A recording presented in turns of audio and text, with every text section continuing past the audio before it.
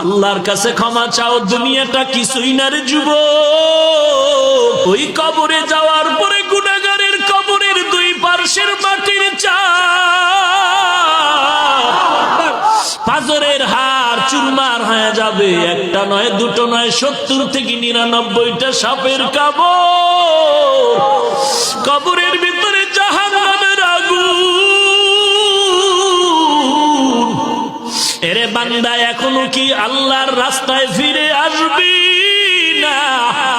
আল্লাহ দেখায় দেয় দুনিয়ার বিল্ডিং এর আগুনে কত যুবকের লাশ, আর চিৎকারের আওয়াজ, বাঁচাও বাঁচাও। একটু চিন্তা করে দেখ, যখন আগুন লাগছিল শরীরের মধ্যে তখন ওদের কেমন লাগছিল, অবস্থাটা কেমন হয়েছিল। ওরা যখন আগুনের মধ্যে সবাই জানালা দিয়া হাত দিয়া কয়, কে আছো, আমাদের বাঁচাও।